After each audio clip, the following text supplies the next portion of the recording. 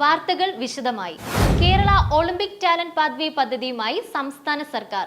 കേരളത്തിന്റെ ഒളിമ്പിക് സ്വപ്നങ്ങൾ യാഥാർത്ഥ്യമാക്കാനുള്ള സുപ്രധാന ചുവടുവയ്പ്പാണ് Kerala Olympic Talent pathway.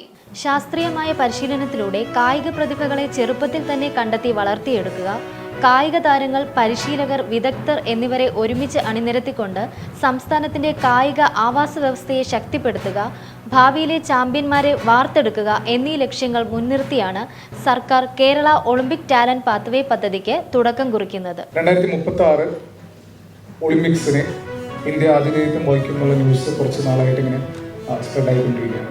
Confirm ചെയ്തിട്ടില്ല. എന്നിരുന്നാലും അത് ആ ഒരു അസംഷൻ, അതങ്ങനെ നടക്കുന്നുള്ള അസംഷനിൽ നമ്മൾ പ്രിപ്പയർ ചെയ്യുമ്പോൾ കറക്റ്റ് ഒരു 10 year പ്രയർ ആയിട്ടാണ് നമ്മളിന്ന് വന്നിരിക്കുന്നത് 2026. എന്തുകൊണ്ട് നമുക്കൊരു ലോങ് ടൈം പ്ലാൻ ആയിക്കൂടാ? നമ്മളെല്ലാവരും on a daily basis fire fighting ചെയ്തുകൊണ്ടിരിക്കുന്ന ആൾക്കാരാണ്. ഇന്ന് നടക്കുന്ന ഒരു പ്രശ്നം ഇന്ന് ഹാൻഡിൽ ചെയ്യുന്നു, വിടുന്നു. ഇപ്പം ഇന്നലെ നടന്നൊരു പ്രശ്നം അതിൻ്റെ ഉള്ളിൽ കയറി വരുന്നു, പുതിയ പ്രശ്നം വരുന്നു. നമുക്കൊരു ലോങ് ടൈം പ്ലാനിലേക്ക് നമ്മൾ എത്ര കണ്ട് ടൈം കൊടുക്കുന്നുണ്ട്, എഫർട്ട് കൊടുക്കുന്നുണ്ടെന്ന് ചിന്തിച്ചിട്ടാണ് this is the right time to think about 2036 Olympics. അതിൻ്റെ റിസൾട്ട് ചിലപ്പോൾ നമുക്ക് നെക്സ്റ്റ് ഒളിമ്പിക്സിൽ തന്നെ വരും. ഞാൻ വളരെ യാദൃശ്ചികമായിട്ട് ഹൈദരാബാദിലൂടെ ഇങ്ങനെ ട്രാവൽ ചെയ്തുകൊണ്ടിരിക്കുന്ന സമയത്ത് അവിടുത്തെ സ്പോർട്സ് അതോറിറ്റിയുടെ ഒരു മെയിൻ ഗേറ്റ് കാണുന്നുണ്ട്.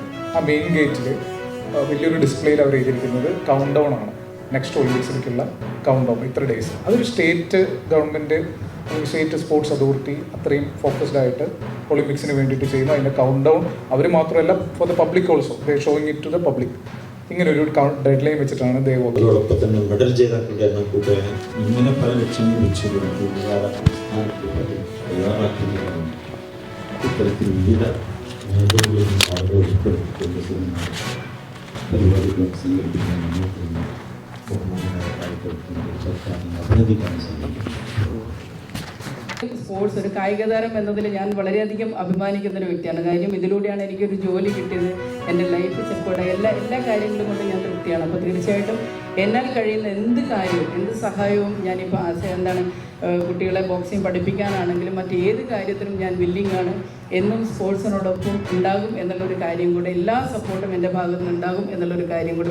പദ്ധതിയുടെ ഭാഗമായി സംഘടിപ്പിക്കുന്ന വിദഗ്ധ കൺസൾട്ടേഷൻ മികവിനായുള്ള കോൺഫറൻസ് ദീർഘകാല ഒളിമ്പിക് തന്ത്രങ്ങൾ ആവിഷ്കരിക്കുന്നതിന് കായിക മേഖലയിലെ വിവിധ തലങ്ങളിലുള്ളവരുടെ ആശയങ്ങൾ ക്രോഡീകരിക്കാനുള്ള വേദിയൊരുക്കുന്നു. കേരളത്തിന്റെ ഒളിമ്പിക് സ്വപ്നങ്ങൾ യാഥാർത്ഥ്യമാക്കാനുള്ള സുപ്രധാന ചുവടുവയ്പ്പിന്റെ ഉദ്ഘാടനം കായിക മന്ത്രി വി അബ്ദുറഹിമാൻ ഉദ്ഘാടനം ചെയ്തു. Kerala Sports Council president U Sharaf Ali ചടങ്ങിൽ അധ്യക്ഷത വഹിച്ചു.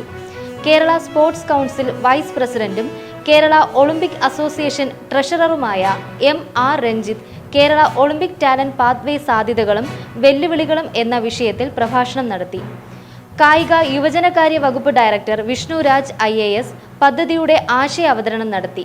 പദ്ധതിയുടെ ലക്ഷ്യങ്ങളെക്കുറിച്ച് കായിക യുവജനകാര്യ വകുപ്പ് secretary doctor Veena N. Madhavan IAS സംസാരിച്ചു. കായിക യുവജനകാര്യ additional director doctor Pradeep CS പരിപാടിയിൽ സ്വാഗതം ആശംസിച്ചു.